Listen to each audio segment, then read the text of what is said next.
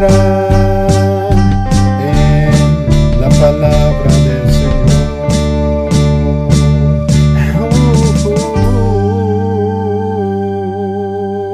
Uno, dos, tres. ¡Levanitos!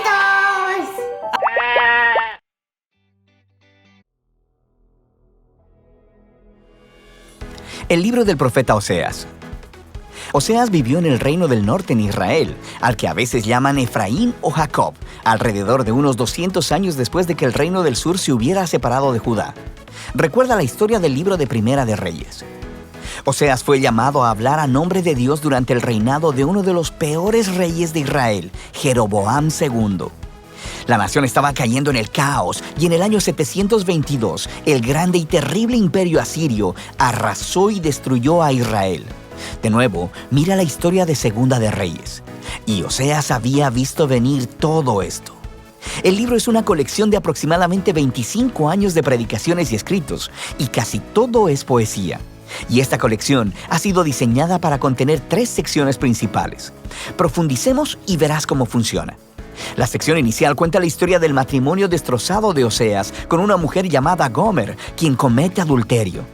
Ahora, no es completamente claro si Gomer se acostaba con otros hombres antes o solo después de que se casaron, pero ellos tuvieron 3 hijos y luego las cosas se desmoronaron. El punto importante es que Dios le dice a Oseas que a pesar de la infidelidad de Gomer, él debe ir a buscarla, pagar sus deudas a sus amantes y comprometerse en su amor y fidelidad hacia ella una vez más. Y luego, Dios dice que todo esto, el matrimonio roto y luego restaurado, y los hijos, son símbolos proféticos que cuentan la historia de la relación de Dios con Israel. Dios ha sido como un marido fiel a Israel. Él los rescató de la esclavitud, los llevó al monte Sinaí, donde entró en un pacto con ellos. Les pidió ser fieles únicamente a Él. Pero luego, Él llevó a Israel a la tierra prometida, y ellos tomaron toda la abundancia que Él les dio y la dedicaron a la adoración al dios cananeo Baal. Así que Dios tiene una razón legítima. Él podría terminar el pacto y divorciarse de Israel, y Él considera el hacerlo. Pero en lugar de ello, Él les dice que va a buscar a Israel de nuevo y que renovará su pacto con ellos, y les explica por qué. Es solamente por su propio amor, compasión y fidelidad. Después, Oseas describe lo que todo esto significa. Él dice que las consecuencias por la rebelión de Israel serán la derrota inminente por las otras naciones y el exilio, pero que hay esperanza de una restauración futura. Un día, Israel se arrepentirá otra vez y regresará a adorar a su Dios. Y dice Oseas, Él pondrá sobre ellos un nuevo rey mesiánico del linaje de David, quien les traerá la bendición de Dios. Y así, esta sección introductoria nos presenta todas las ideas principales del libro. Israel se ha rebelado y Dios traerá severas consecuencias, pero el amor del pacto de Dios y su misericordia son más poderosos que el pecado de Israel. Así que en las secciones restantes del libro, la poesía de Oseas desarrolla estos temas con mayor profundidad. Tenemos 2 colecciones de las acusaciones y advertencias para Israel, y luego cada una de estas concluye con un poema lleno de esperanza acerca de la misericordia de Dios y de la esperanza para el futuro.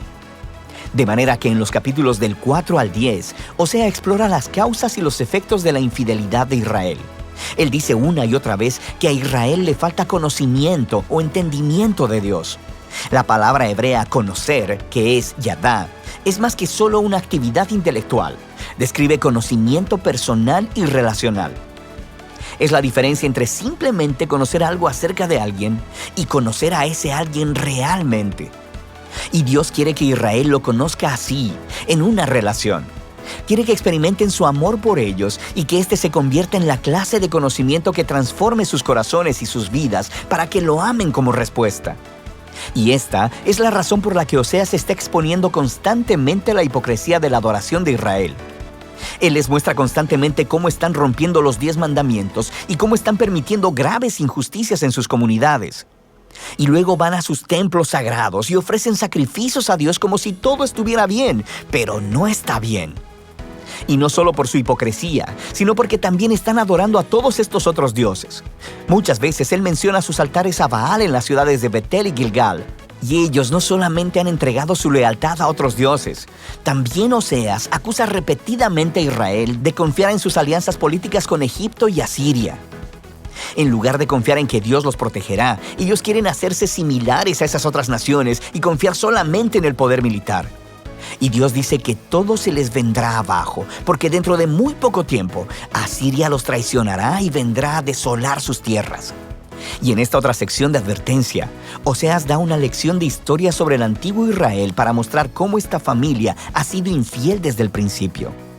Él alude a la traición y a las mentiras del patriarca Jacob. Recuerda a Génesis 27 y 28. Él alude a la rebelión de Israel en el desierto. Recuerda el libro de Números. Él alude al nombramiento del corrupto rey Saúl, quien llevó al pueblo al pecado y al desastre. Recuerda las historias en Primera de Samuel.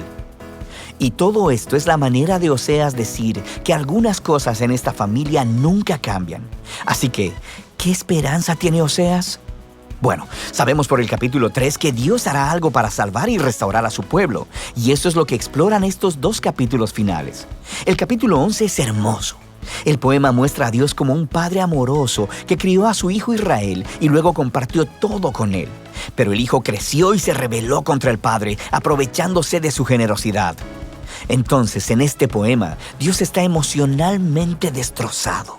En un momento está enojado y naturalmente dice que traerá severas consecuencias, pero al siguiente está quebrantado de corazón. Y luego, Él dice que es movido por su misericordia y compasión y que Él perdonará al hijo que ama. Él dice, ¿cómo te abandonaré, Efraín? Mi corazón se conmueve dentro de mí, se enciende toda mi compasión. Y así, aunque Dios permitió que Israel fuera conquistado por Asiria y enfrentara las consecuencias, esa no es la última palabra de Dios. Todavía hay esperanza, y de eso se trata el último capítulo. Oseas llama a Israel a arrepentirse y a volverse a su Dios, pero él sabe que no durará porque nunca lo ha hecho antes. Y Dios dice que un día Él sanará su apostasía y les amará generosamente. Dios continúa describiendo a este nuevo y restaurado Israel como un árbol frondoso que tendrá raíces profundas y amplias ramas, y le ofrecerá sombra y fruto a todas las naciones. Es una imagen de la promesa de Dios a Abraham, de cómo Israel se convertirá en una bendición a las naciones. Y Dios está diciendo, si todo esto va a suceder, se requerirá de un acto de la gracia y del poder sanador de Dios para reparar el profundo quebrantamiento y el egoísmo pecaminoso del corazón humano, para que el pueblo de Dios pueda recibir su amor y amarlo de vuelta. Eso es lo que Dios promete hacer. Ahora, después de este poema encontramos las últimas palabras del libro. Son como una nota añadida. Probablemente son del autor que reunió la poesía de Oseas y ahora quiere hablarte a ti, al lector, por un momento. Y él dice, ¿quién es sabio y prudente para entender todo esto? En otras palabras, los poemas de Oseas. Los caminos del Señor son rectos y los justos andan por ellos, pero los rebeldes tropiezan en ellos. Así que el autor quiere que sepas que la poesía de Oseas para el reino del norte, Israel, no está encadenada al pasado. Esta revela profundas verdades acerca del carácter de Dios, de sus propósitos y de la naturaleza humana. Y aunque Dios debe y trae su justicia sobre la maldad humana, su propósito final, su corazón, es sanar y salvar a su pueblo. Y de eso se trata el libro de Oseas. Muchos dicen de mí, para él no hay salvación en Dios, mas tú eres escudo alrededor de mí, mi gloria y el que mi cabeza levantó. Yo me acosté, dormí y desperté, porque el Señor me sustentaba. Yo me acosté, dormí y desperté, porque el Señor me sustentaba. No temeré, aunque se levanten contra mí. Yo sé que Dios escucha mi clamor y solo en Él está mi salvación. No temeré, aunque se junten contra mí.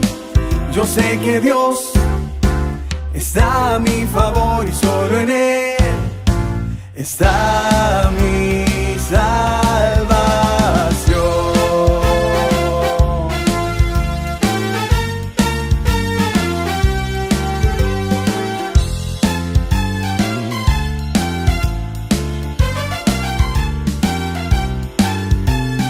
Muchos dicen de mí, Para él no hay salvación en Dios, mas tú eres escudo alrededor de mí, mi gloria y el que mi cabeza levantó. Yo me acosté, dormí y desperté, porque el Señor me sustentaba. Yo me acosté, dormí y desperté, porque el Señor me sustentaba.